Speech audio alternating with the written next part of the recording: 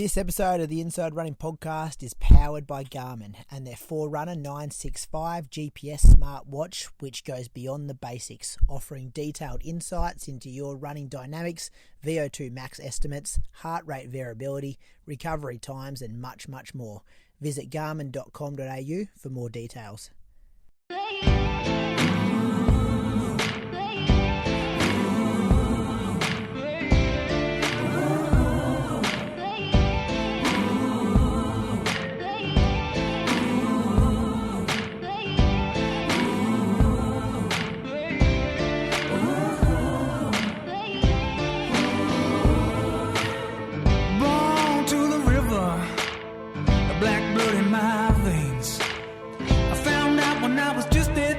Your skin can bring you so much pain. Now I hear you say you got the best of both ways. Won't you come and take a walk in my shoes and tell me if you take my place? Welcome to episode number 319 of the Inside Running Podcast. Thank you for joining us for another week. Not so much run news coming this week, but we'll still fill an hour, I reckon, talking about some run and training, moose on the loose. Need some help with the whispers this week. I'm going to be asking the listeners to help me out there. A bit of listener question action, a tiny bit of news, but not too many results to go through. Welcome to my co-host. I was just thinking today, probably the fittest man, or maybe the fastest man in Australia that has a D-fib inserted into his chest. Bradley Croker, welcome to you this week. Thanks, Brady, but I don't have a D-fib. Haven't you got something in there, a D-fib? No, I've got this thing called a loop recorder. Oh, loop recorder, so same. All it does is monitor my heart, whereas a D-fib actually shocks your heart if it stops beating or gets into a dangerous arrhythmia. Whereas this does nothing to my heart; it just provides information. Yeah. Do you reckon you're the fastest guy in Australia with a loop recorder then? I don't know. You'd have to be pretty close. I don't think they should have classifications for that. I think they should. It's pretty. Who else had that bad heart though? That was good. Someone else come back from the that. triathlete. Yeah, there's someone else, I reckon. Greg Welsh had a similar thing to me. James Hansen? Was it James Hansen? Jimmy Hansen had something with his brain, didn't he? Oh, was it his brain? Yeah, I don't want to get it wrong. No, my bad. Yeah, okay. It was his brain. Yeah. Welcome to you also, Moose, the 214 man who represented Australia at the 2019 World Champs in the marathon. How are you? Good, thanks, buddy. How are you? I'm good, thanks. Can't complain. Hot up here in Echuca, Moama, but that's what you expect when it's summertime. Freezing down here. Is it? We've had rain for about 4 days straight, and it's actually been cold. I did say you did. Did you do a heat chamber run or something today, and it was 26 degrees? Did you put the heater on to get to that? The heaters, yeah. So I did. I started today, heat training, just for some extra little fitness gains while I can't run that much mileage, and I can't really get my room that hot. That's what I found. Yeah, okay. I'm going to need a better heater. And it was cold outside, so that's not helping either. Are you still managing niggles, Moose? Managing my niggles? Yeah, is that why you can't run as much as you want? Oh, pretty much. I mean, there's a limit on my knee, I reckon. And I'm there at around 140K, 150K. So in order to get a little bit more stress on the body, you can do things like this, which no one loves doing, but it's the price we pay, isn't it? When we have ambition. Take us through your week, Moose, while we're talking about you. Yep, all right. I had a pretty good week this week. Got 2 workouts in, got a solid long run. So that was, I think I had 150, did I hit 150K? No, maybe 140 high. But I did a run so if you're looking at my Strava, every single run is with Bree because we had some Garmin issues here. So the first run, we didn't run together this often or this exactly, but she took my watch and uploaded all my runs. So I ran with Ali on Monday morning, so that was straight after Valencia, so that was good. Hashed that out a little bit. Just ran 10K around my house. Then in the afternoon, ran down the beach. It was still good weather at this point. So had a swim after that. Tuesday, ran Aries again with Ali, not Bree. And then Wednesday, I did a treadie run that night. I did a workout on Wednesday, so this was a little bit of faster stuff that I've started to introduce just before I transition to marathon training. So I did 3 by K, and the rest between those were 2 minutes. Then I did 8 by 300, and there was a 100-meter walk between them. And then I did another 3 by K. The Ks started at 3:01, got down to 2:57, and then the 300s were all 48:49. I did that on the track with Ali and Will, who were training together in the lead up to Osaka or whichever marathon that they decide on doing. But I know Will's doing Osaka, so they're going to have good training partners with each other. And I kind of just ran a little bit faster than them for the workout. This was hard turning the legs over like this, but it did feel good. Got some pretty good DOMs after this. That extra range of motion and just running faster. I got sore quads, sore glutes. But it did feel kind of old school track workout, which I just haven't had a lot of them before, and I haven't really been that fast for a while. So I wanted to make sure I got a workout like this in before I did the 3K, which is coming up this Wednesday.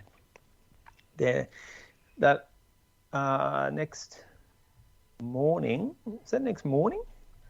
Can't tell. Yeah, DOMs. Yeah, is that next morning? 6.14K. Yeah, so that is lit like 5-minute Ks. That was me. I couldn't go quicker than that. Felt fine.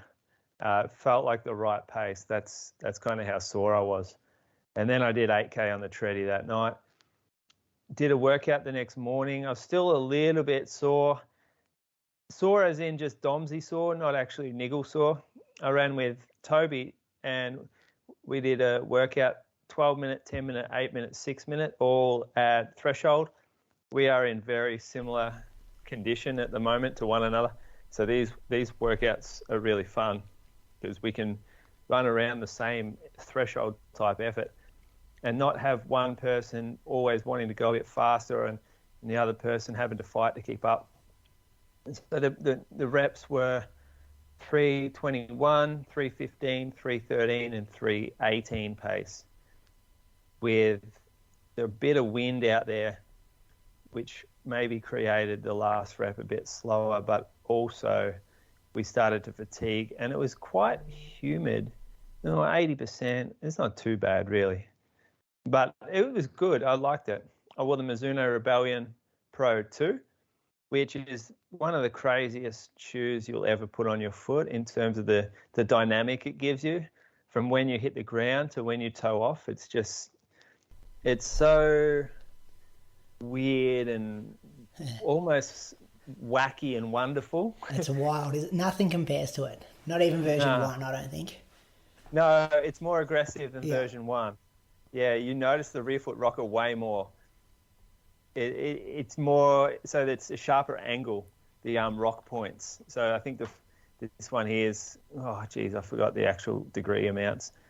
But it is such a forward rocker on the shoe, such a toe spring that you do feel a little bit uneasy to start with. But after the first 12 minutes, I found the right spot for it and it seemed to roll a lot easier. And Toby, he even mentioned that I was running heaps quieter later in the workout versus the first rep, which was real slappy. So I think it just takes a bit to nail. If you have a specialty running store near you though, and you can get on a treadmill, do it, test it out. Yeah, It's absolutely. next level. And it could be, I think, test out different paces as well. Because I've found the same thing. I like it at a certain pace compared to other paces. You got to really find that sweet spot. Mine, I'd say 3:05 to 3:10. Probably just a not tiny. Slower, not marathon pace. Nah, marathon. I felt because I think I am a heel striker, and then when I'm kind of going that easier pace, I want to be more on my heels. Whereas this is but when I get on the middle and my toes, I just hit that spot you're talking about. Yeah. Even just strides, anything quicker than 3:05 as well. I feel you just bang. I felt it was maybe a little heavy to go that much faster in. Yeah, and maybe a little bit there, too much shoe. Yeah. So I found it a little bottom heavy, and what I mean by that is all the weight's under your foot, and it's a really lightweight upper. So it did feel like there was a bit too much under my foot to go really fast in. And so I think for me it would be more in that marathon kind of category. Yeah, but it's good to try different stuff. So yeah, good to run with Toby too. We went and had a wash in the ocean and then an outdoor shower and went to work. So he's really living that TRC Geelong life now, Toby is. Next day, went out for a run around town, 50 minutes, just on the Saturday. Always feel real uninspired on Saturday. I don't know why, but it's just not the day for me. Just don't really love running on Saturdays because I know what's coming Sunday, and I'm often recovering from the Friday. So to me, it's a bridge day, and it's a day that I don't know, just felt uninspired. I listened to a podcast actually, survival stories, Pacific castaways, about a family who was sailing around the world and their boat got wrecked by killer whales. And they were just on a life raft for, I think it was 22 days by themselves. But like so there was 2 twins, this guy, the brother, like a traveller, and then the mum and the dad. It's crazy the stories. Like, you have to listen to it. I've listened to a few of these lately. It's quite interesting. Survival stories where people are like life or death situation and how they work through it. How they survive. I started reading a book today about a guy who walked into the woods and lived there for 27 years. Oh. Same vibe, like how he survived in there. What, he got lost? No, he just wanted to get away from society. And then wrote a book? Because he kept like stealing stuff out of people's like cabins and stuff, and they finally caught him, and then they locked him up, and then this journalist started being his pen pal, and then then they've written a book out of it. Huh. Yeah. Are you planning on needing these skills moves? Is that why you're listening to them? No. Well, there are certain themes that keep coming through. Like there's the same sort of Resilience. Resilience, and also how the advice they give and what got them through in their own head throughout these scenarios. Often the same sort of common themes. And the one thing that kept popping up to me was making small, achievable goals and just doing them one by one. So not having like this big, massive goal of, okay, I'm going to survive. It's like, okay, the first thing I need to do is this, and then I need to do this, and then the next goal is this. Breaking it up like that. Otherwise, it all gets too overwhelming. Apply that at the 35k mark of the marathon. 100%. Yeah, just get to 36, get to 37. It's what I was thinking about. I'm like, this is some valuable stuff here, I reckon. Anyway, go over, listen. These people, like, their survival, their outcome's not a bad race or a good race, it's life or death. Mm. So it really makes you think about your own resilience and what you're doing when you've crashed your plane and you're stuck out in the savannas of Africa for like 4 days. And there's wild animals around and you've got a broken back and a shattered pelvis and you're like, how am I going to survive? It's interesting. It is. And it's real. Like the people are the ones telling the story. It's not someone else telling it. It's the actual people talking you through it. And it's often 10, 15 years later when they've had a greater chance to reflect on things. Saturday night, geez, I butchered this. Went out to my mother-in-law's house and Bree's family. It was her birthday, so we had a little get-together. And I forgot I had to run.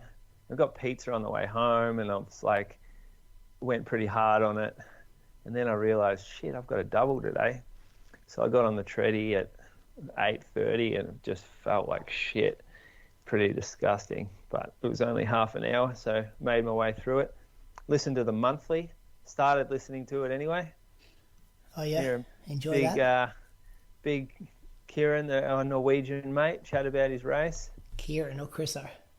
Oh, Chriso, sorry. Can't get his name wrong, mate. He's a royalty in Norway, and you've just stuffed up his name. Is the star of this show? Is he still royalty after this? Yeah. Or is it? Can't have the ups without the downs, mate. I haven't listened yet. Haven't you? He's pretty honest. I only got about half an hour in now. He knows why he fucked it, didn't he? He knows how he did it. The marathon 2 weeks before, 3 weeks before. Yeah. And then the 4x5K after it. Like, he knows in his own head. He's well aware of it.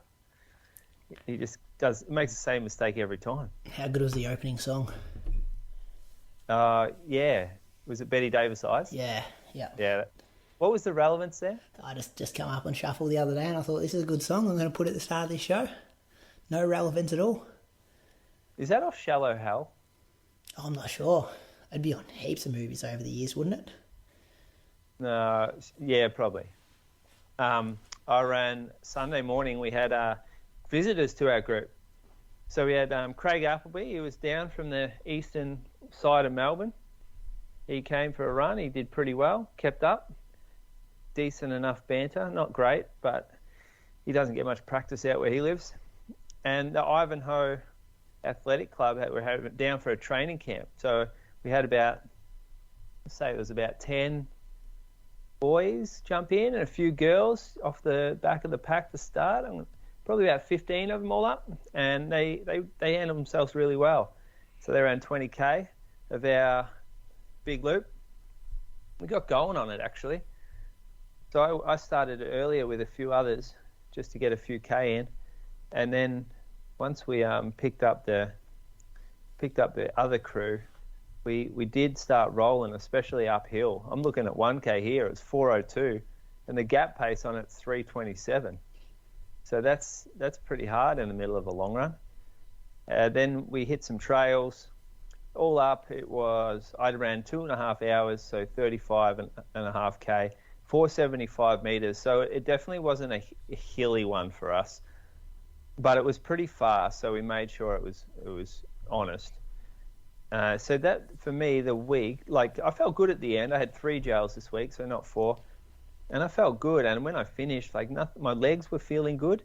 I wasn't feeling butchered, and I didn't feel too depleted. And, yeah, that's a good sign, I think.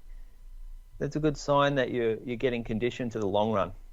When you finish at 2.5 hours and you think, yeah, I could keep running if I had to. Because when I first got back to training, I was like doing 22K runs and feeling smashed at the end. Yeah, that's always been a good sign for me. Is like if I finish a long run and I'm full of running at the end, I'm like, okay, I'm starting to get somewhat marathon fit. Yeah, it's a good feeling.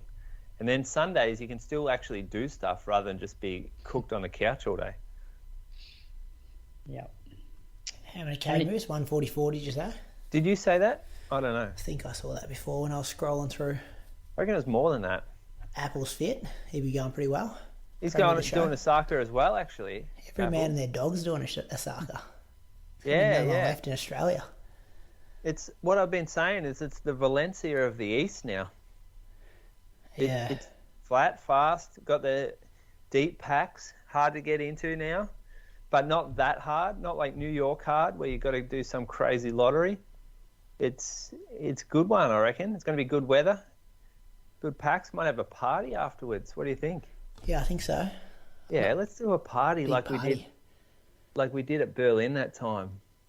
I'm not flying out till the Monday night, so I can party on the Sunday night. Yeah, how good. This will be fun. Let's organise something. Croaks, you should come over just to watch. Pass. Yeah, my drink's out, Croaks. Oh, yeah. I'm sure Viv would really love that. Hey, Viv, just going over to Osaka just to hand Moose some drinks. And party. And party. And party, yeah. You mentioned the karaoke bars with Croaks in it. Oh, they're so good. So good. I'll be staying in Australia. All right, well, on you, what have you been doing? Oh, hang on, what time's Moose going to run for 3K on Wednesday off that training week? I'll go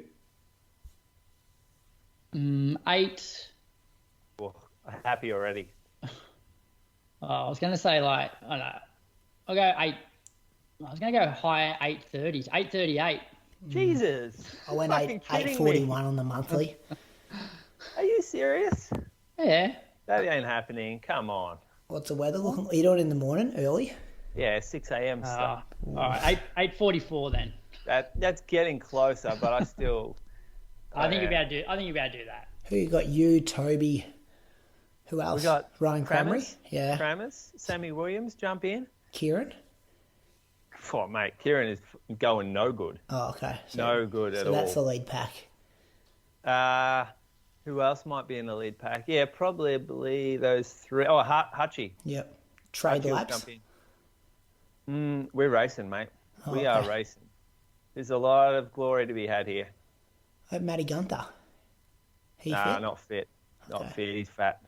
Yeah, but if you're racing Moose, like no one will want to do the work at the front, which means sort of defeats the purpose of going out and seeing how fast you can actually run. Yeah, what shape you're in. The guy with no kick will want to do the work, won't he? Yeah, well, is that you? Yeah. All right, so you'll be on the front. For 6 laps. I don't think Hardy has a kick. He can come with me. There's one bloke, 1500 guy, Sammy Williams. He'll probably want it to be slow, so he won't do any work. Toby, he ain't got no kick. Hasn't he run like 8:01 for 3K? Yeah, it doesn't mean he's got a kick. He could still wind down to 64, no worries. Yeah, the bloke's fresh too. He's got a bit of hunger about him. I'm about to enter a marathon block. I don't give a shit about a 3K. And this bloke, this is his whole life running this 3K. It's a bit more incentive for him. Has been injured for like 8 months though. That's what I mean. This is his first taste back where he gets to actually have a crack. And Can you he live thinks stream everyone's it? forgotten about him. Instagram live it on the side of the track? Oh, well, everyone's running. Yeah, surely someone will be watching. See what we can do. Imagine us getting an alert 6 a.m. Wednesday morning, Croaks. Inside Running Podcast is now live. Just these guys running the 3K time trial. I think Matty Gunther might be there if you wanted to. Yeah, let's do it. I That'd love be pretty watching good. that That'd be good, actually. with my breakfast. Hit Just him get up. them to yell out splits. It'll be around 6:40, I reckon, after we warm up and stuff. Yeah, that could work at my end. I'd watch that. All right, Croaks, tell us about your week. Yeah, it was a pretty ordinary week, especially the back end of it because I got sick. So Tuesday was a session out at the horse track. Session was meant to be 5 minute, 4 minute, 3 minute, 2 minute, 1 minute, 5 minute, all with 75-second jog. But I decided to cut it short. I just did 5, 4, 3, 2, 1. This was the first probably really hot afternoon we had. It was over 30 degrees, and I just felt good for the 5 minute rep. Felt fine. And then probably like halfway through the 4 minute rep, just the heat started to get to me in terms of my heart rate. And I'm still just conscious of, with obviously having the heart stuff, like I don't want my heart rate going absolutely through the roof. So I figured doing the 5 minutes at the end, like to keep my heart rate down, I would have been running close to 4 minute Ks because, it's like once it gets really hot, your heart rate just doesn't come down. So I went like 325, 324, 328. So 325 for the 5 minute rep, 324 for the 4, 328 for the 3, 318 for the 2, and 310 for the 1.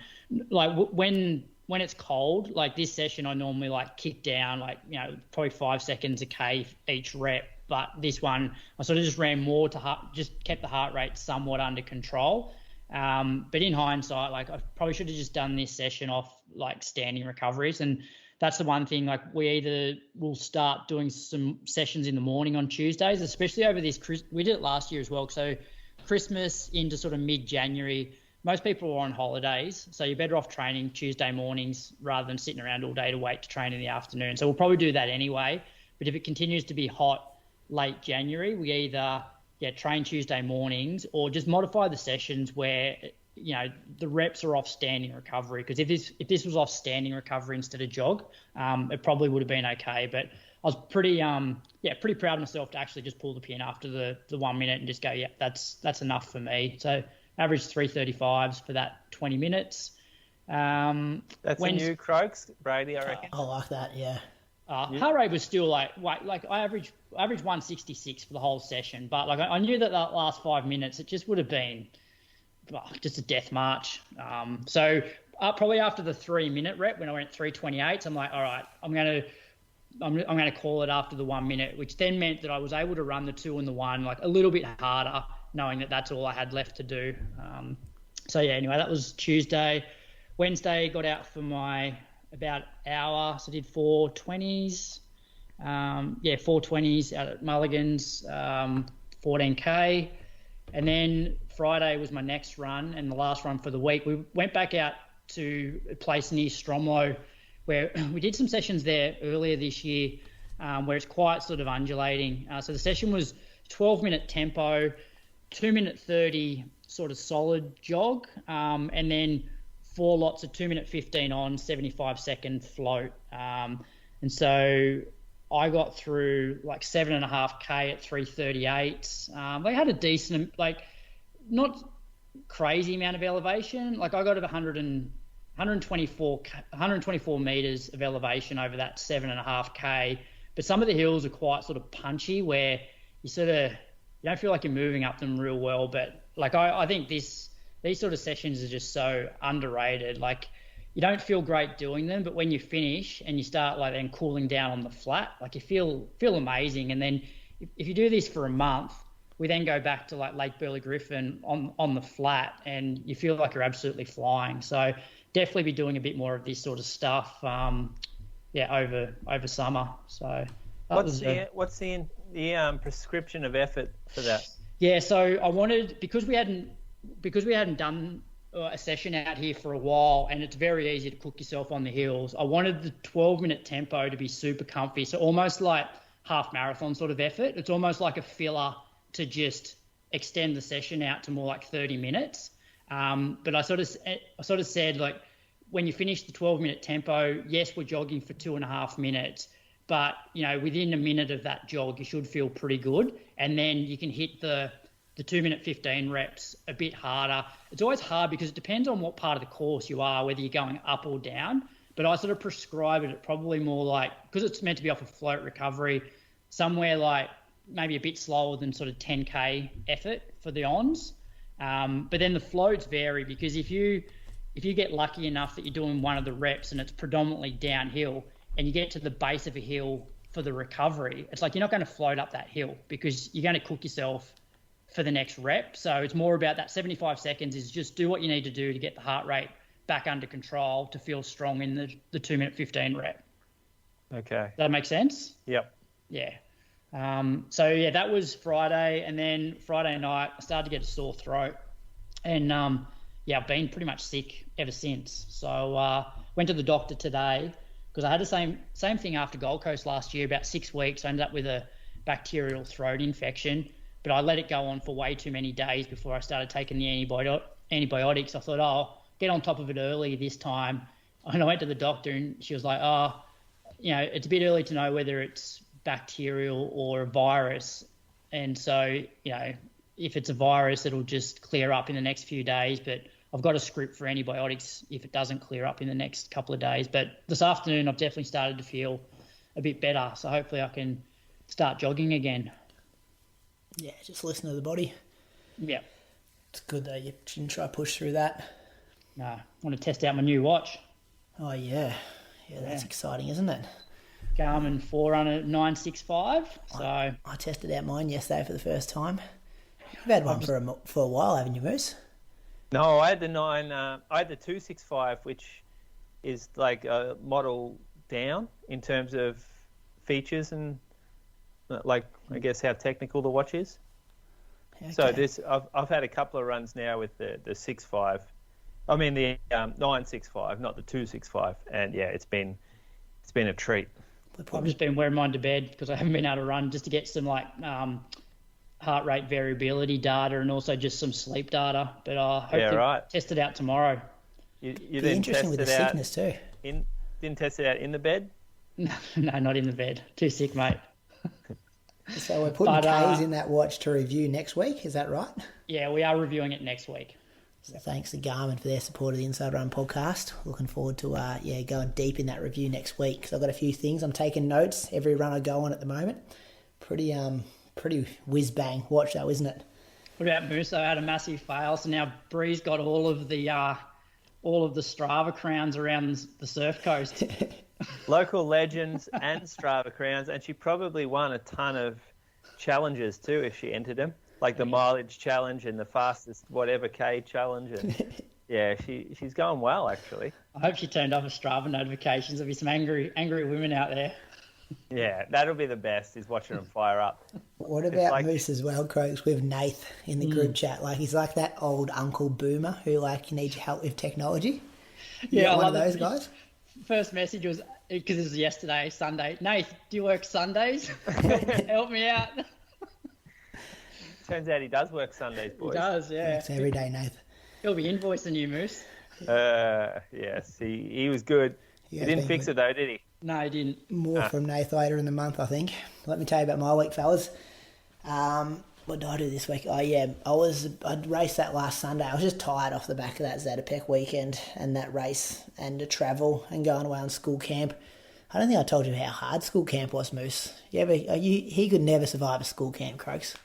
Moose? Yeah, I don't reckon you have the patience. Nah, 3 days pretty much on the clock for 3 days straight. I was sleeping in bunk beds with the other male teachers. I was on the top bunk. Just rough amount of sleep. So I was tired. You're allowed to do that? You're at a Christian school? I'm at a state school. Yeah. You're allowed to do that at state schools. What, I reckon high school camps are worse though, Brady. Oh, yeah. The high school kids would be very hard to control in a camp, I reckon, Croaks. That would be very difficult. Where'd you go? Where'd you go on your camp? Cave Hill Creek, remember? Oh, that's right. Cave Hill, yeah. I remember your man over there, Tim. Didn't we talk about it last week? We did, but I'm just saying this is how tired I am. I don't think I got enough credit last week of how hard camp was, so I just thought I'd bring it up again. Moose clearly doesn't listen. It's his mates over there. Mate, his good mate owns the camp.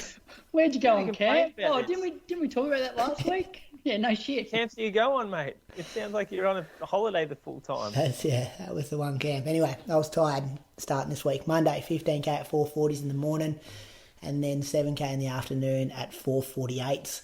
A lot of slow running now, boys, because it's hot up here. So I'm just like, heart rate monitor is the only thing I'm looking at. I'm keeping them slow. I just don't want to cook myself.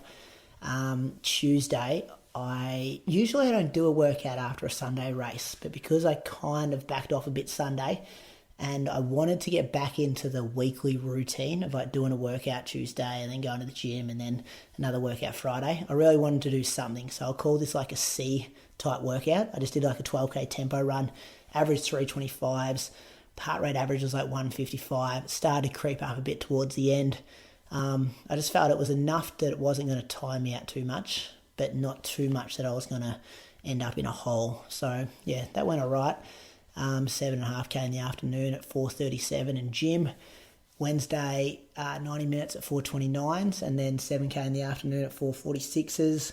Thursday, 15k at 4:44s, and 8k in the arvo at 4:40s. Bit of DOMs from the gym over Wednesday, Thursday. Really making an effort to be in there minimum twice a week for the next 11 weeks going into Osaka. That's one of my goals. And then Friday, did some track work with Glenn. Good to have him back. He's had a niggle the last couple of months, but he was back on the track. I did 2 sets of 8-400 off 45 seconds walk and then a lap jog between the sets. And Glenn did 200 of each rep. And he kind of alternated. So the first rep he'd do the first 200, but then the second rep he'd walk back from the 200 metre line to the 300 metre start line and then do that 200. And it was so good just having someone to train with. I just didn't look at my watch until the 300 mark every rep. Just made sure it said like 50, 51. Was kind of going through in 68, 69s. They didn't put the sprinklers on the oval either, so I wore the vapor flies. First time I wore them on the grass, and they were good. So this was a good workout. Like I felt like having Glenn there made a massive difference, and being in Vaporfly on the grass, yeah, it was a good thing. I'll hopefully do more of that in the future. Which Vaporfly, the new one? 3, yep. That was good. And then I did 7k in gym after work on Friday. And then we had our work Christmas party, and I ran home from that. So I did a triple day, 3.2k at 4:36s. Go again? Well, I left the pub. We went to this, we had a function for the dinner and drinks, and then that place shut, and then everyone went to the pub. And then I was like at the pub, I'm like, I should not be at this pub. I'm too old to be at this pub. I've got stuff to do with my life other than drinking beers, so I need to wake up. Okay, I hadn't really drank that much at all. And then I kind of walked out the front of the pub, and there was like, just like rough crowds, and like taxi rank and stuff like that. I'm just like, I'm not going to line up here. I'm just going to run home. So it was just like a 3k run, 4:36s. It's 28 degrees at 10 o'clock at night, 11 o'clock at night as well, but got home safe. And you know what this is? This is attention-seeking behaviour. Not attention-seeking, just logging miles. This is you trying to... just logging miles. Fucking workmates, you got to be the runner, don't you? He's the runner. Oh, you ran home. Oh, they'll talk about this next year, won't they? I haven't even brought it up with any work people, and it's Monday night. This is not a thing. This is you could run home without starting your watch. This is a convenience thing. Yeah, but I'm chasing K's, Croaks. Chasing K's. So got home, first triple day of my life. Saturday, 15k at 4:41, just a bit of grassy oval action. And then Sunday, got out in the hills with crammers. I did 36k, average 4:05s. Pretty windy, 467 metres of climbing. Crammers is getting fit too, boys, real fit. He's back as the number one crammery, I think. Took the Shrub crown on the first hill, which was pretty impressive by him. Over you? We equalled it, yeah. He took down mine, but then we equalled it this time. So, what's his marathon PB? That's a good question. 2:32? 2:32? 2:34, something like that. He was pretty fit. He's getting pretty fit. The two-time premiership Bendigo Bat runner, though. Like, he's quick over all distances. I'm sure he's... 177 for the week. Not much quality in there, but it was some good mileage, which is good. Well, when you're running home from the pub and logging it, yeah. Like, I don't put my watch on to run after Pier at the park. You don't go 3.5k in a row running after her, though. Yes, you do. No, you're just doing short bursts here and there. Brady, are you noticing any noticeable difference from going out and doing these like long hillier runs and gym? You mean like does the run on the flat feel easier? Yeah, or does anything feel different? I feel stronger on the hills each week, but I don't really feel stronger on the flat when I'm like on a recovery run on the Monday, if that makes sense. Mm-hmm. I feel like even yesterday I come off the hilly section of it and then we had this like straight and it was pretty windy and then I was still able to roll like 4 minutes and it felt like I was like very much in control. Like I feel like I come off the hills pretty good. And this was the first week back in the gym, Croaks. I've been really lazy at it the last probably like month. But I'm like, nah, we're 12 weeks out now. I've got to start like getting in there and being consistent. So yeah, I reckon you'll notice this stuff in a month or so, this long stuff. You'll notice it in a few races too, I reckon, when you first come back. Yeah, hopefully. Well, that's why I'm doing it, because it's something I haven't done a lot of in the past, and it's like, well, let's see how this works. So that's good. Let's thank some Patreon supporters. Who you got, Croaks? I've got Anthony Pike. So Anthony's currently living in South Australia, but is moving to Canberra in a few weeks. He reached out a couple of weeks ago and said he was moving to Canberra, and so I'm going to start coaching Anthony when he moves to Canberra.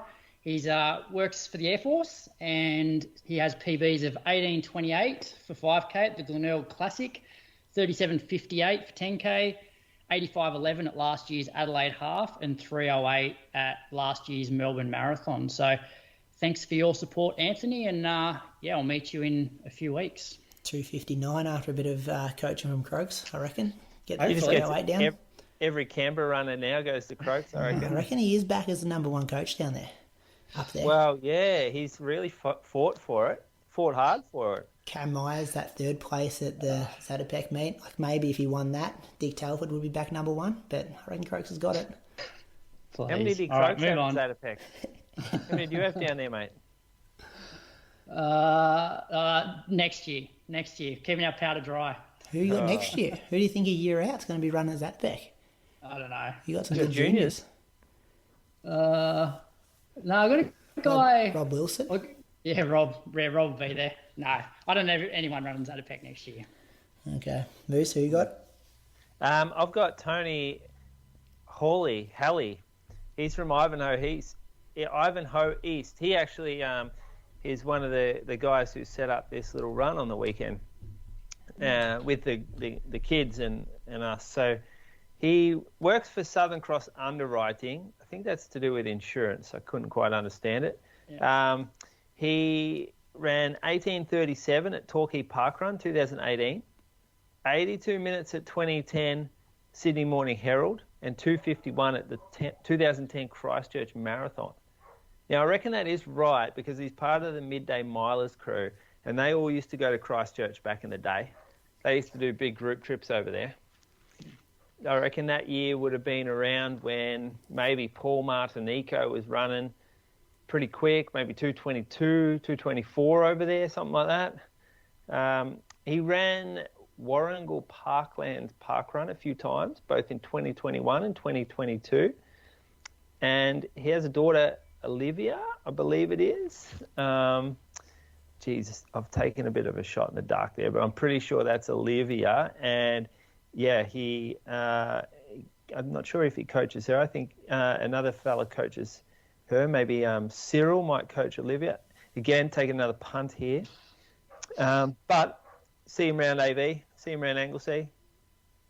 Croaks has written 4 lines of information and you've just added another 3. I love it.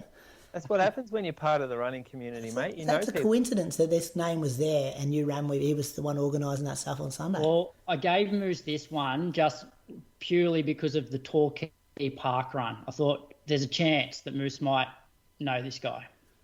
Yeah, good on you, Tony. It was a chance, but yeah, we'll see. I might have got the name wrong, but I know that is Tony. Might have got his daughter's name wrong. Damn.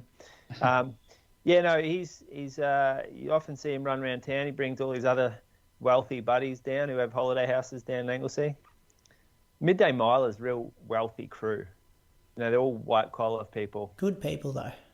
Yeah, they like running. No bullshit. No Instagram there. They don't have an Instagram page or anything. They just get out and run. They train. They don't no full send on their Instagrams. Not full. This is old school run crew. Yeah. This was run crew before people were cool doing run crews. Yeah. This is a really uncool run crew, which for a lot of people makes it very cool. I'm going to thank Kieran Morris from the UK. He's got PBs. He's quick, 15:26 at the Battersea Park Sri Chinmoy 5K. He's also run 32:09 at the 2022 Brighton 10K. Keep listening, boys, because I want to ask you which one the best is out of these PBs. 72 minutes at the 2022 Great Bristol Half Marathon and 2:28 at the recent Berlin Marathon. He runs for the Tame Runners. Tame? How do we pronounce that, Croaks? Wasn't it like the Thames? Thames? The river? Thames? But that has an S on the end, doesn't it? Yeah. So Thames Runners? Maybe. Moose, you want anything to add there? What's his best PB, Kieran's? Oh, let me have a quick squeeze. Off 70, 228. 228. Best one, 228. Croaks? No, it is that. But, what about the 5K, 15:26? Yeah, I was going to 15:20. Like, yeah. I don't know. Like, they're reasonably even. Like, there's not one for me that stands like out massively. Well, the half isn't as good, right? 228. Well, the half's better probably than 72. Yeah, the half's probably the weak one. Like, I look at these and go, okay, like, let's look at some of our top women. Like 15:26 for, well, I guess 15:26 is a bit slower than like Izzy Bat Doyle. What's Ellie's 5K PB? I don't know. It's in the first half of a 10K, isn't it? Yeah, it's like 15:40 or something. Yeah. But like take out the 72, so I think that's the weakest one. I think the others are probably relatively in line. Yeah, I'd say so. I still think the marathon's it. Good. Well, the marathon's probably the it one because it's what goes into getting the marathon. Like you can have people that run 15:26 for 5K, but they never convert to a 2:28 because they don't get through the work. So that's why the 2:28's good. Thanks to our Patreon supporters. Hope you enjoyed. Just before you go, Brady, Yep. Tony's daughter, Theodora. A long way from Olivia. No, it's very similar. I've got a daughter called Olivia. You won't get that confused. I know someone has a daughter called Olivia on this show. Theodora. Sorry, Theodora. Sorry, Tony. She's pretty talented, though. As a runner, yeah. I'm not exactly sure. I can't make a claim on that either. I don't really know PBs. I love how I've just got a whole script there for you, Moose, and you've gone off script by about, as Brady said, 3 or 4 lines, and you've stuffed it all up. With inaccurate data. I had a crack, though. Yeah. I had a crack. Thank you to all our Patreon supporters for keeping the show alive. We wouldn't be up to show 319 without your support. Hopefully you enjoyed the bonus content with the monthly with Christian and Toby last week. Got some more stuff coming at you the next couple of weeks. I should have noted as well, the Patreon supporters also get extra episodes, I think it is, with the Road to Osaka stuff, including some video stuff, some like live streaming kind of shows. So that's something to hang around for as well. So if you like what we do... What am I doing? Yeah, I think you're doing a couple of StreamYards in there. Q&As? Q&A, stuff like that, yeah. You, Reese, and... All right. And who's the third person? Rachel. Rachel McGuinness. Totally went blank on her name there. And Rachel, that's going to be fun, starting in Jan. Are you ready to take your running to the next level? Introducing the Garmin Forerunner 965 GPS smartwatch. Whether you're a seasoned marathoner or just getting started on your running journey, the Forerunner 965 is designed to elevate your performance. With advanced features like GPS tracking, heart rate monitoring, elevation, recovery advisor, mapping, and personalised running workouts, all delivered to you via a bright AMOLED screen, this sleek and lightweight device is your key to unlocking your full potential. And with smart notifications, you'll stay connected without missing a beat.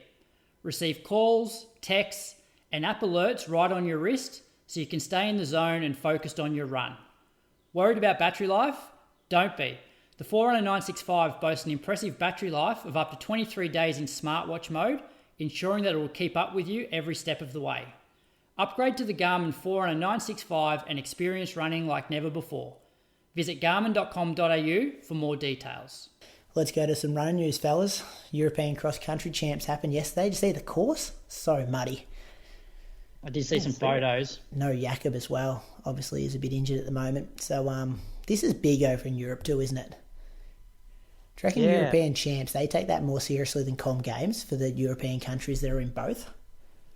It is definitely a prioritised event over there. Yeah, and they have an under-23 age group, so under-20 and under-23. Don't like that. Well, why not? What's the point? It's a big What's gap. the point of under 23? Because when you're 20, you got to go into open. Like, I think it's a Like good an stepping adult stone. when you're 20. You're 20. You're an adult. You can do everything. You can Remember compete they did that here for a while as well. They were having track like under races. 23 champs, and they were having like qualifying times for under 23s for Zatopek, which I think were slightly easier. Yep. But I think they've scrapped that since then. Yeah, you got to grow up at some point. I mean, you get to 23, and then in 12 years you're a master. Yeah, Like, okay. let's be real. At 21, what's Jakob? 21? Yeah, he's open. Fucking I guess hell. Kai Robinson and stuff would be as well, wouldn't he? Yeah, And we why are send looking him after that? to open Like, championships.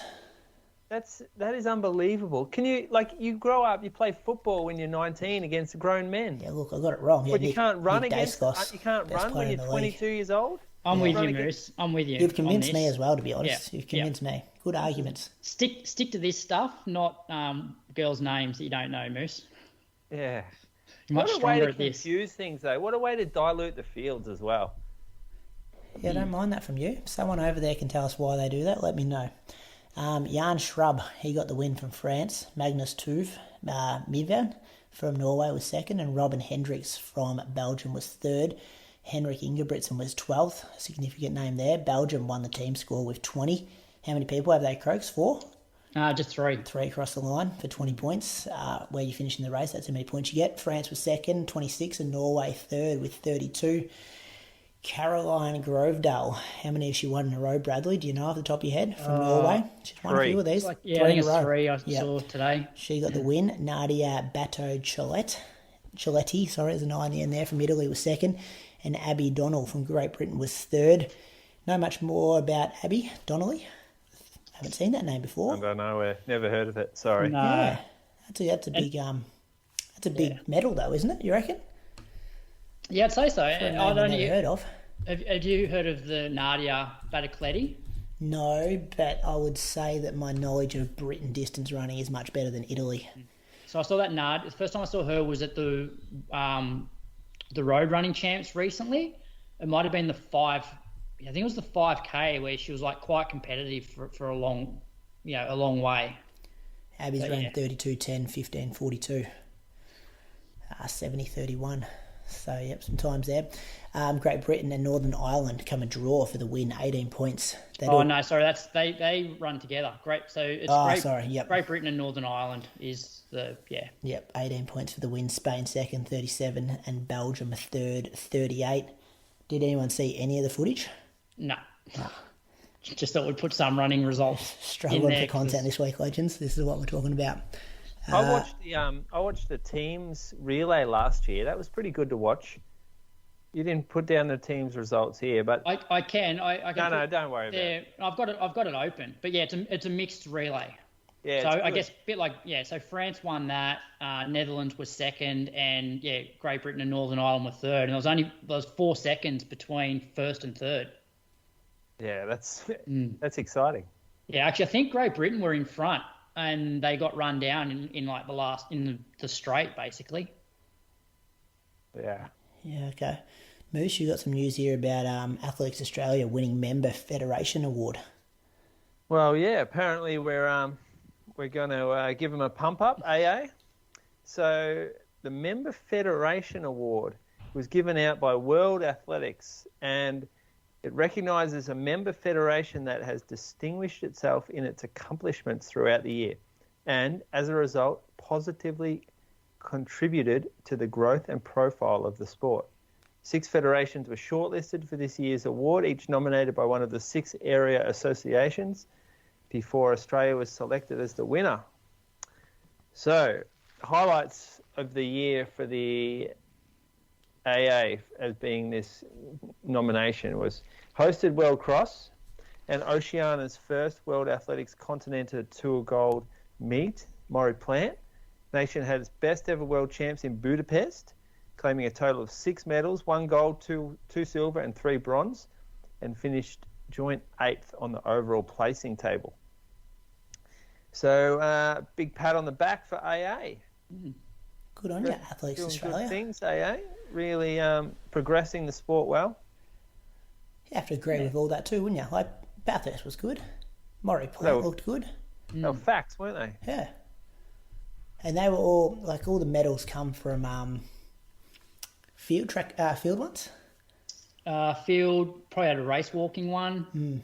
But I think like the good thing about athletics down here at the moment is like they are putting in, and I think this is largely to do with the points and stuff like that, realizing that we need to have some decent meets down here for our athletes to be able to, get points without having to travel overseas. And so that Maury Plant meet does have what status is it? It's like gold. Where was it? Would you say it was, Moose? It was Continental Tour gold meeting. meeting. Yeah, and so like obviously last year they had a few like stars out. Fred Curley and Jake Whiteman's coming next year. Yeah, to race Stewie. Yeah, so that's got to be good for the sport, putting those type of meets on. Well, the depth is better than it's ever been too. Yep. Especially like middle distance. Yeah, obviously our field. We had 2 men run 2:08 this year for the marathon. Yeah.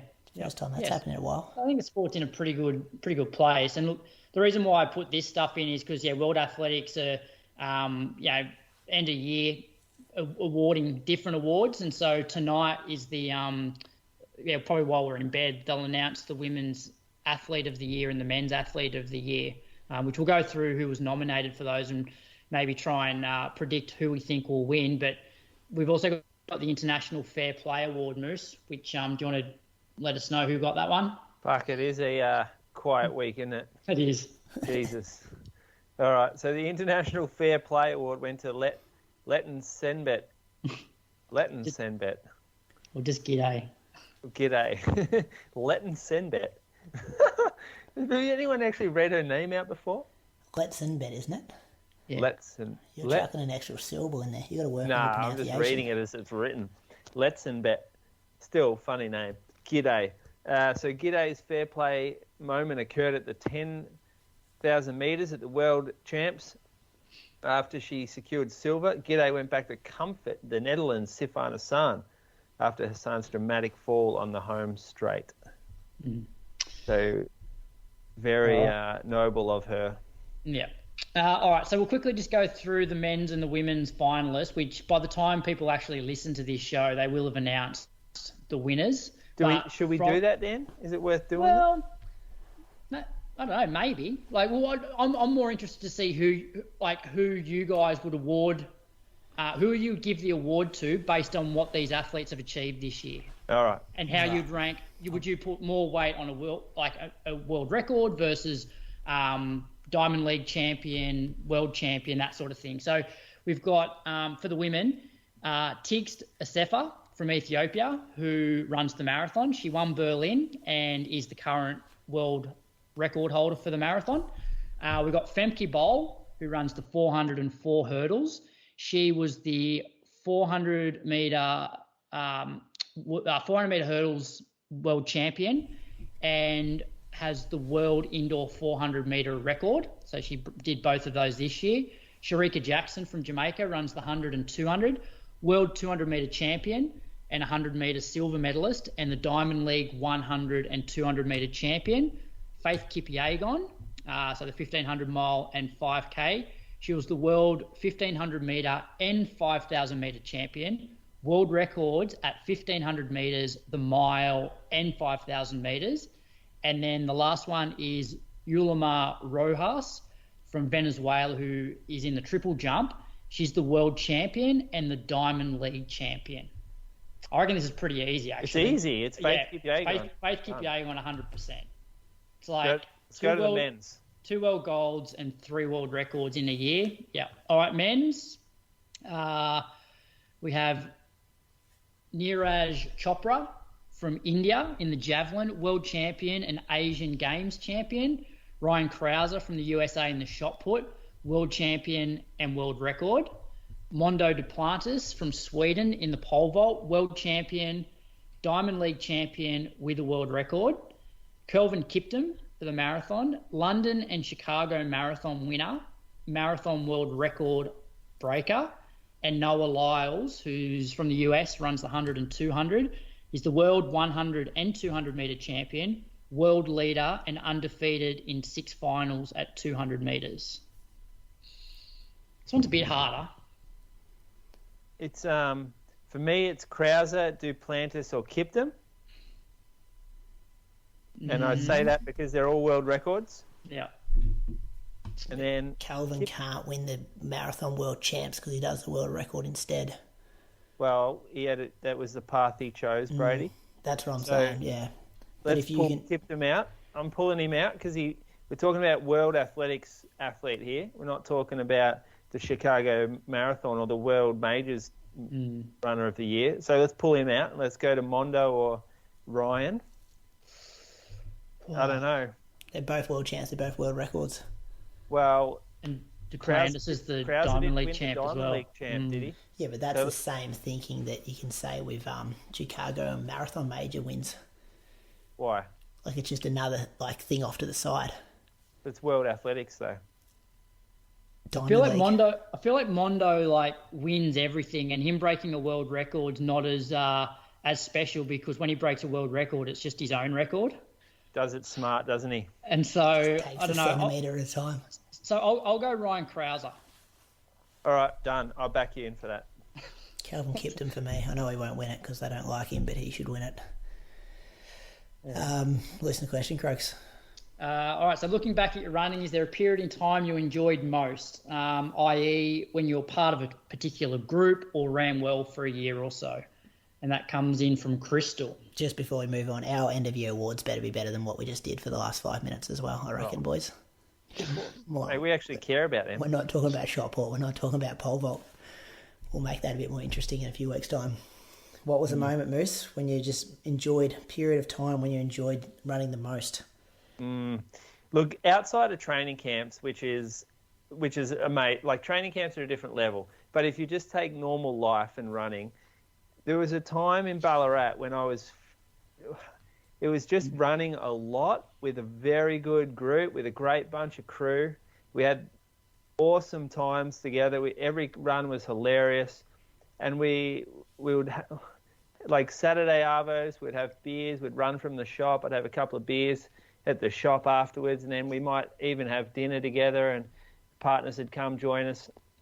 And then on the Sunday, we'd have a big long run, do a Sunday arvo, finish with a couple of beers down at the Lakeview.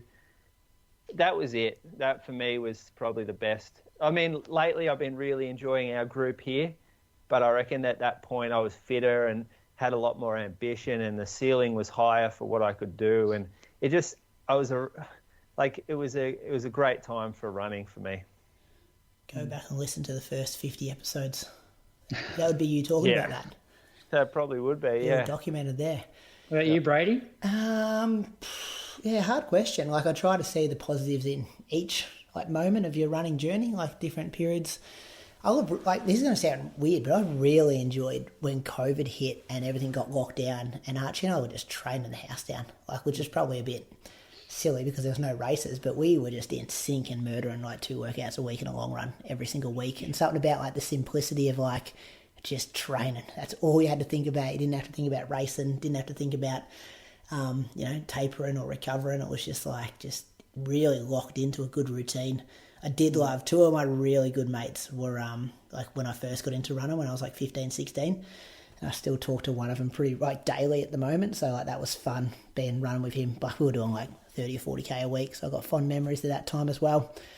But yeah, mine, because I don't spend too much time running with other people, most of it's pretty boring. What about you, Croaks? You would have been in a few different training groups over the years.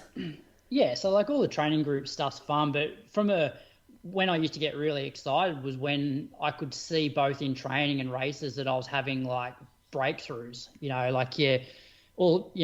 plateau for a while and then you string together all this training and then you start doing stuff in training that you're like, holy shit, I've never done this before. And that's happened at various times throughout my running, depending on what event I was training for. So early years, it was 1,500 meter stuff where, you go from running 4 minutes to 350 in the space of a couple of months, and you're like, holy shit, this is an amazing feeling. The stuff I'm doing in training, I've never done that. And then, more recently in the last 10 years, when you start doing, marathon sessions and you're like, man, I can't believe how fast I'm running these 8K reps or whatever and how comfortable it feels. And I know that I'm on top of my game. Training seems to come really easy. Everything flows. Nothing hurts. So, yeah, I think just when training's going well and you feel like you're about to sort of have a breakthrough or you're having a breakthrough. Exciting times, aren't they? Yeah. It is a nice feeling. It is. Doesn't happen often enough. Not sure I'm going to experience too many more of those, but we are not in that world anymore. But you know what I'm talking about. That period where you just go, 100%. holy shit, I cannot believe that I'm doing this at the moment. Where did this come from? Yeah. Moose on the loose. What do you got, Moose? Oh, mate, I've had a few. That I've kind of missed over the time. One of them was just more of a question. I did a Moose is Confused for a while. Yeah. I thought I would bring that up. It's not so much I'm confused. It's just how come all the challenge runners and the charity runners that go out and raise money by doing a lot of mileage or by doing a big long run or something. Why don't we ever see any of them put a time or a time challenge out? So instead of saying I'm going to run a half marathon every day for 7 days, wouldn't it be great if someone said I'm going to run a half marathon in 1 hour 30, yet their PB is and it's a real challenge for them to hit that, because as a runner we all know that that it's probably more challenging for that person to run a faster time than it is for them to just get out there and run longer and easier every day. So that's just something I thought I'd throw out there. How about someone comes up and goes, I'm going to put this challenge out there. I'm going to train really hard. I'm going to commit to this and I'm going to try to run this time on this day. Yeah, I'm going to train my ass off for 6 months and try to take 10 minutes off my half marathon PB. Yeah. It doesn't get the same traction though, does it? It doesn't at all. And it's not in your face every single day when you're doing something that's hey, I'm going to run a half marathon every day in the month or 10K a day for 6 months or whatever. And you've got to remember that the people that are out there trying to raise money for the charities, they're probably trying to get money off just the general punters, not the people like us who know it's harder to train to run a PB than it is just to go out and run a certain amount of miles every day. Yeah, and I'm not having to go at them. Yeah. I'm just saying that if someone within the running community come out and said that, because it's rare that anyone puts that on the line anyway and go, I'm going to try to run this time at this race. It's a brave move doing that. It's an even braver move to say, back me in to do it. Well, put it this way, I would be more willing to donate money to people if they did have the PB goal as opposed to going and running 20K every day. Yeah, because we know what goes into actually running PBs. So, yeah, I'd be definitely more inclined to donate money to people that put a PB time on the challenge. Do you think it will go that way because it's so saturated, that market now of like how many K a day for how many days challenges? I don't know. But I the think problem is... we would get... How many messages would we get a week, Croaks, about, can I come on the show, I'm doing this challenge? Yeah. And it's always distance, like...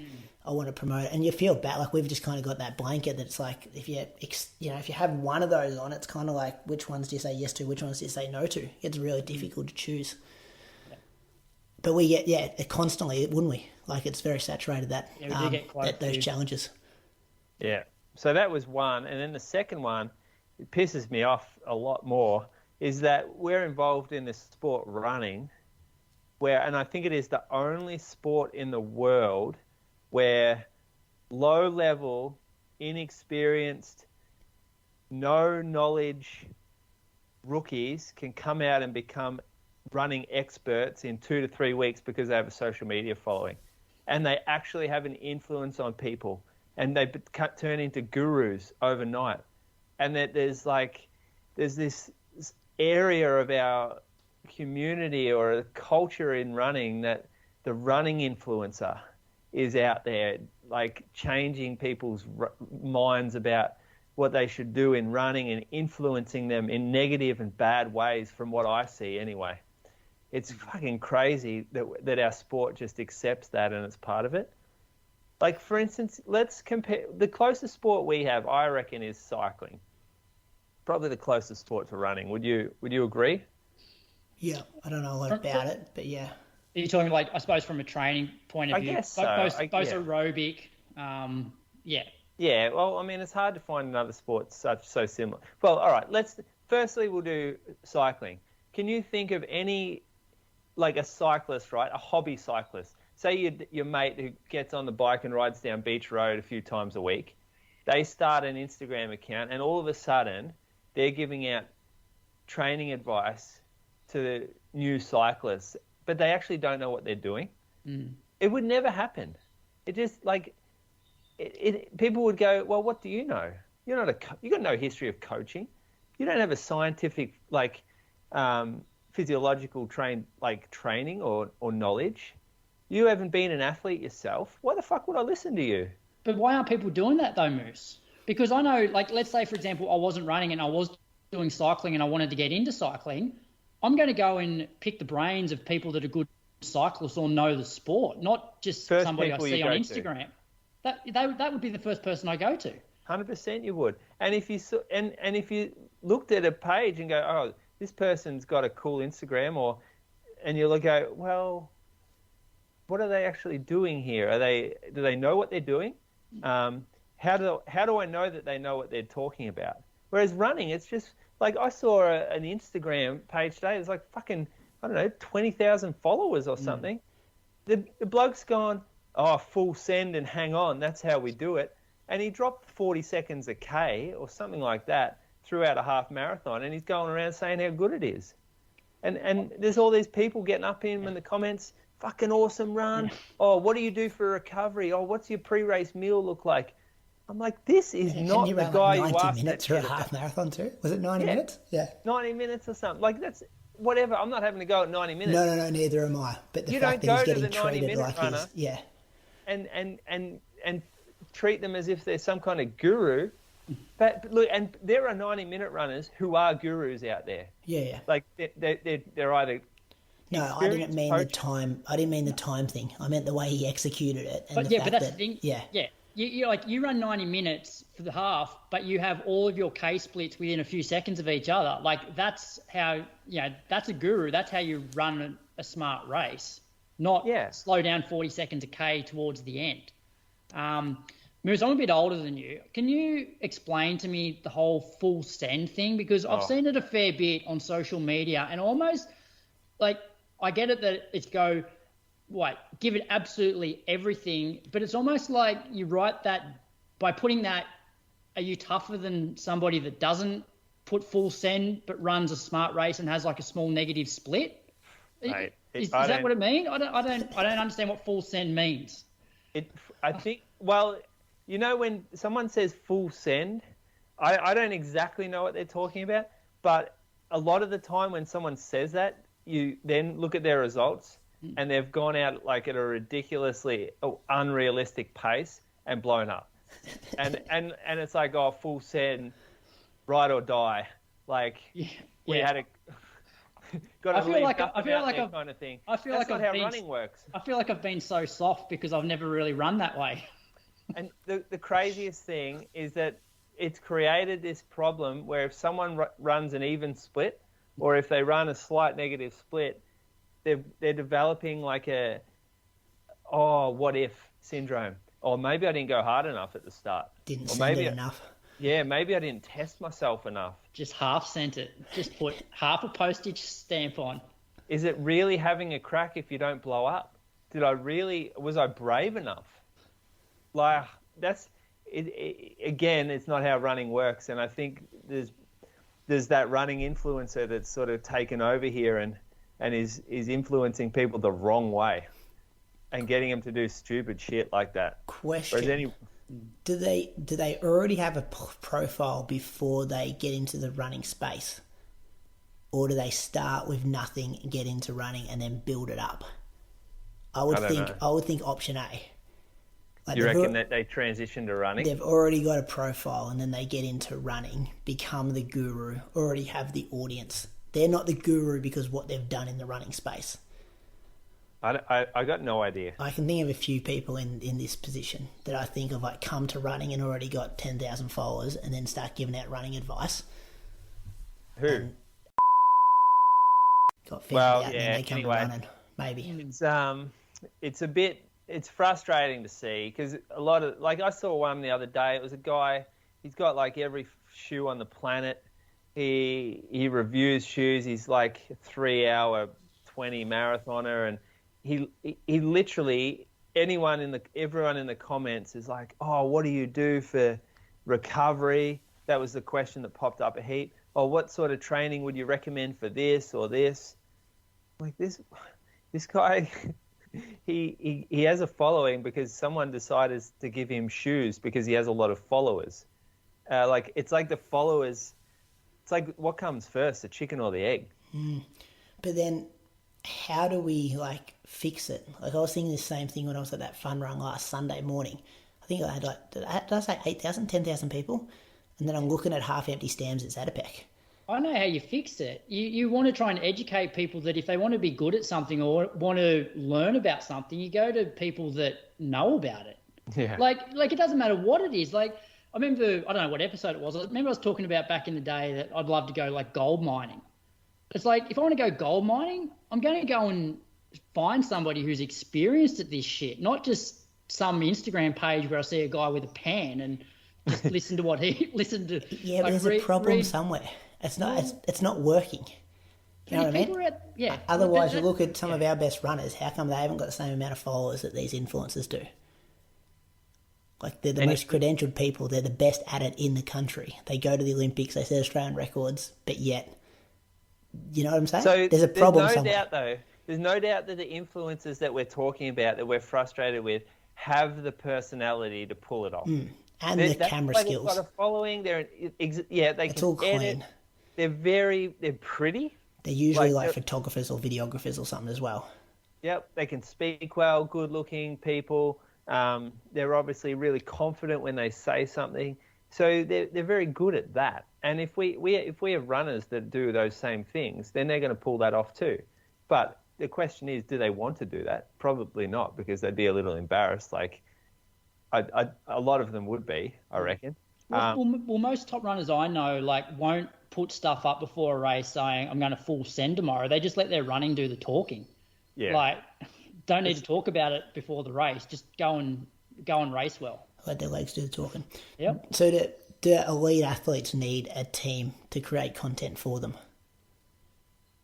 Well, maybe that's where those groups come in.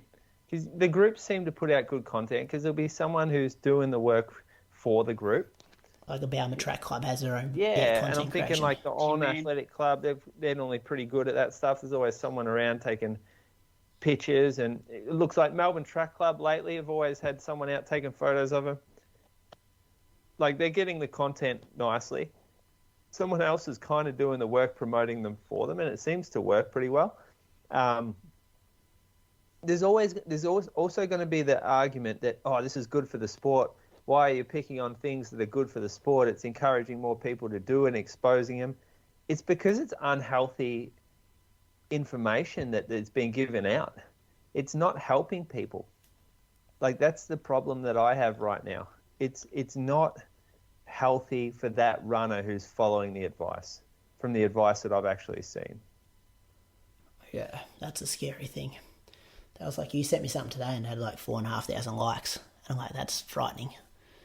You got to stay off it, otherwise I get too mad and like triggered by it.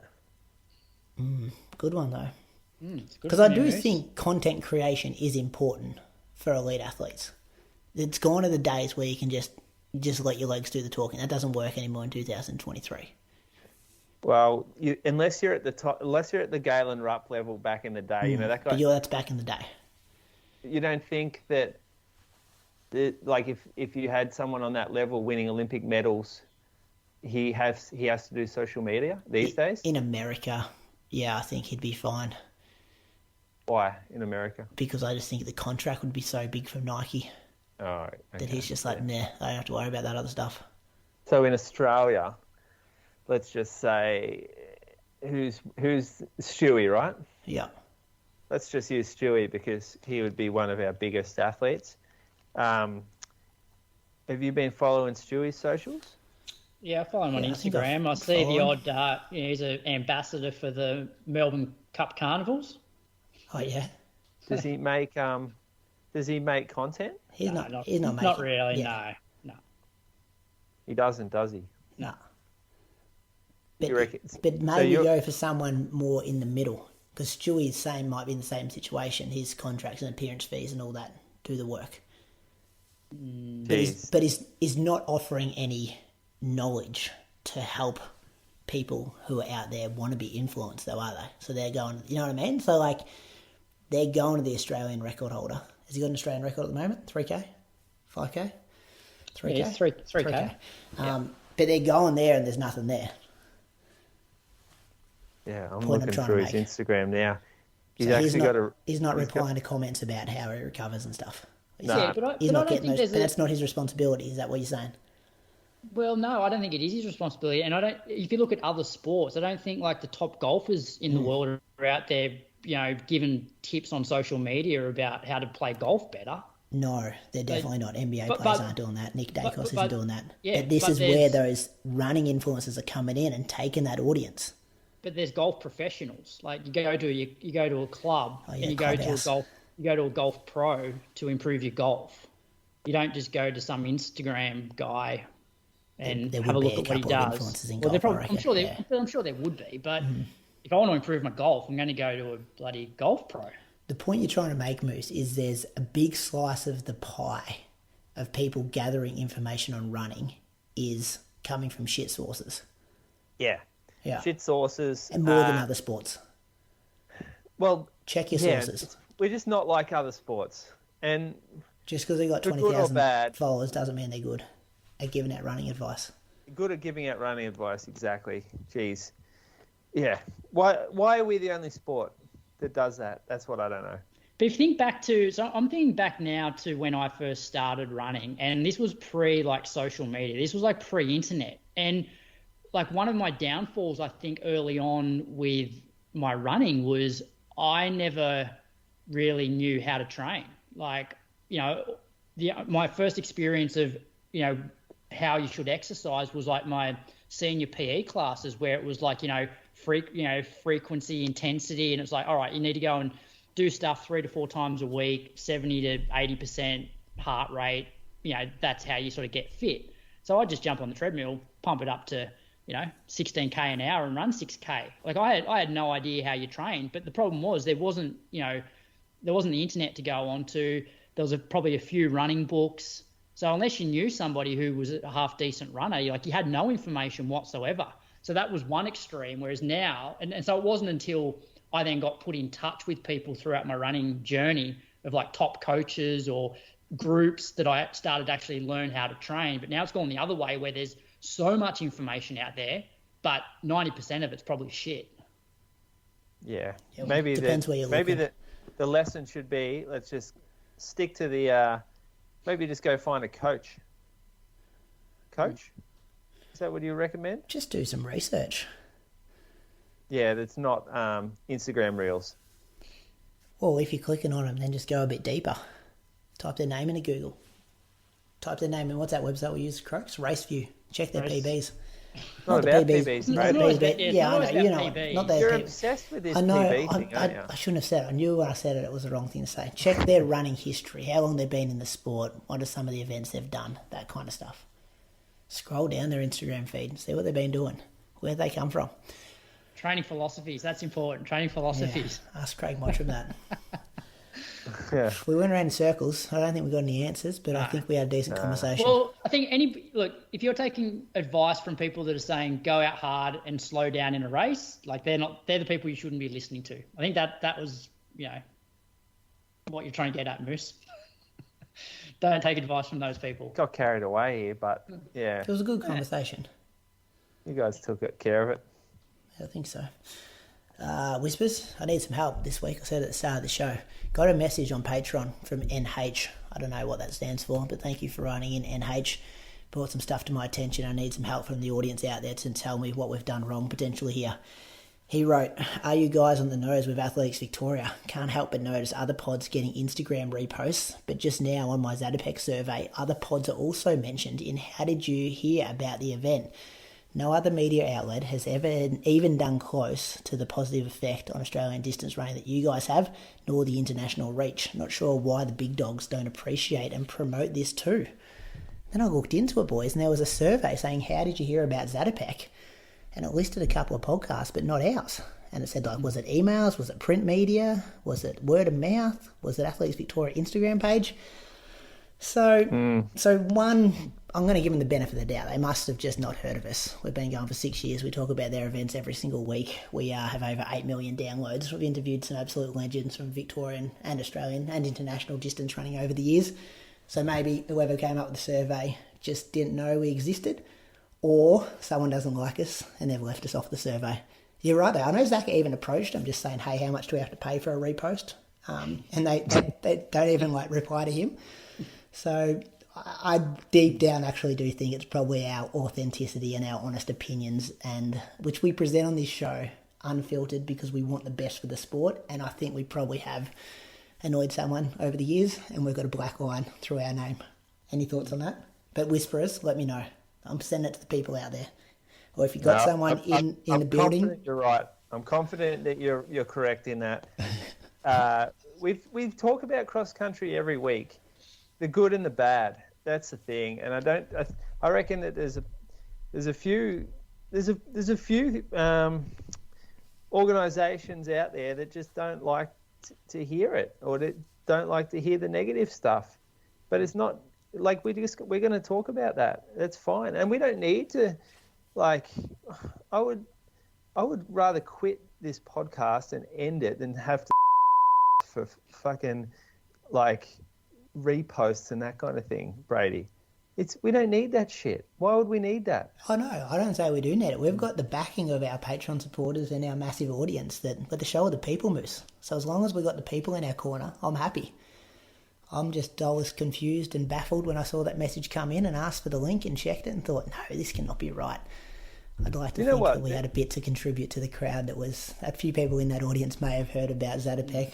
I think I didn't sponsor the show for a month to promote the event through us. Yeah, and we reviewed the event. We had that debate the week before about who our tips were. I did a 20-minute segment on their event. So we definitely promoted Zatopek. Yeah. There's nothing worse either than listening to podcast or whatever where it's just an absolute fluff piece, where it's all sure, it's not going to offend anybody or whatever, but I want to hear what you actually think. I don't want you to take only the good bits out of something and just talk high and might, talk about it as if it's just this be all and end all. I want to hear about the nitty gritties. I want to hear things that could have been done better. And this is one of the problems with our sport, again, is the criticism of even athletes. So let's just say Dustin Martin plays in the grand final, has 5 kicks, and has very minimal impact on the ground. Do you think there's not a newspaper the next day, and there's not a post-grand final show, and there's not Facebook forums going off, and there's just not an talkback radio the following day where they're discussing that, and he's getting a critical assessment of his performance? Yet if we did that in running, and we do it to a degree, but if we took someone who's run a poor marathon, let's say Ed Goddard, right? Yeah. Ed Goddard's run 2:19. That's a long way off his best, and he would have been hoping for much more than that. But if we did that to the degree that you get in other sports, we would be picking apart what he's doing, and we would be quite critical of it. And some people would get ripped to shreds. Yeah. It doesn't happen in running, and perhaps it needs to happen in order, for our sport to go a little bit more, almost mainstream. I like what we're doing here, boys. I think we're pretty fair. We've been critical of AA in the past, but then tonight we, went through the World Athletics Awards and AA won. So, we gave him a shout out. Oh, and AV did a great job with that event. That was a different looking Zatopek than I've ever seen. It was. And I reckon AV, I've always said on here, your winter season down there is incredible. It is so good. We've pumped the XCR stuff up for 6 years. Because it's, as you said, it's a really good product. I was talking to a guy in London last night who was asking me about it. It's gone worldwide. Anyway, if anyone's just keep doing what we're doing. We'll just keep our heads down doing what we're doing with the people in our corner. If anyone's got any advice for us though, how do we get out of the bad books? Let me know. What's coming up, Croaks, between now and next week? What are you doing? We got the Mulligan's Flat Track Club handicap on Saturday. Oh, here we go. Yeah, last year was the first year, and so it's around that 6.9k Mulligan's loop, that shape. Yep. So it's going to kick off at 7:30 on Saturday. Who's doing the handicaps? Myself and Elliot. So everyone will run the 6.9k loop. Everyone will just start at different times. Jeez, he'll take this serious, Moose. Oh yeah. He'll take this real serious. Been crunching numbers. Yeah, I've crunched the numbers. Doing been form. Through the spreadsheets. Are you the back marker? I'm not running. Oh, you're not going to run? No. Why not? I think it's not. Well, I'm not allowed to race for starters. I don't think it's fair then to set a handicap. So, I didn't do it last year either because I had a sore calf. I pretty much didn't run all December. So maybe next year I'll be able to participate. But no, it's all right. I'm happy to do the timing, and once the last person's set off, I'll head out onto the course on the bike and watch the race unfold. Do you have prizes? Does someone win a slab if they win? We got trophies, and we've got a perpetual trophy, and then we're all going to go and have breakfast afterwards. Oh, that's very sweet. Yeah, medals and perpetual trophy. Good stuff. Moose, what are you doing? You're racing 3K. What else? I'm going to do more heat training this week. You should come on a training camp up here. Don't have to put the heater on, just go outside. Oh, yeah? You reckon Bree would like going up to Echuca? She'd love it up here. Oh, Emma? Yeah. Would she? Yeah. She ever been up here? No idea. I've got a unit you can stay in. We drive over the Murray when we go up north. We don't stop, though. No, but you don't come this inland. You go Albury, Wodonga, wouldn't you? Yeah, isn't that the best Murray town? It's the best Murray town, but it's still a long way from here. Yeah, if you want some heat stuff, there's a bed for you here. Oh, yeah? It was 40 the other day when I went for a run. Or feels like 40. Feels like 40 or 40? 38 feels like 40. It's not bad. It's pretty good. You get some heat games too. Just got to make sure we don't cook it. When do you start marathon training? I just want to get school finished. I reckon I'll do a 10-week block. I'm kind of getting the long run out at the moment. So 10 weeks next week. He's running 170. He's running 180k a week. I reckon he's. You mean when am I going specific though? That's what you're talking about. Well, I'm just wondering when you start to change the focus. You might start copying your training. When are you going to start doing it? I'll just do the session a day later. I got one more week now, and then I'm going to start. But really, you've been like these long runs. I'm preparing to do. Yeah. It is. It's all marathon training. It's fucking running. Running is running. And you've been on the Wednesday cycle anyway off the back of the Sunday. I have, but it's been different focus. Yep. Good. That's the show. Thanks for tuning in, everyone. We'll see you all again next week. See you, boys. So have a good See week. you later. See ya. This episode of the Inside Running Podcast is powered by Garmin and their Forerunner 965 GPS smartwatch, which goes beyond the basics, offering detailed insights into your running dynamics, VO2 max estimates, heart rate variability, recovery times, and much, much more. Visit garmin.com.au for more details.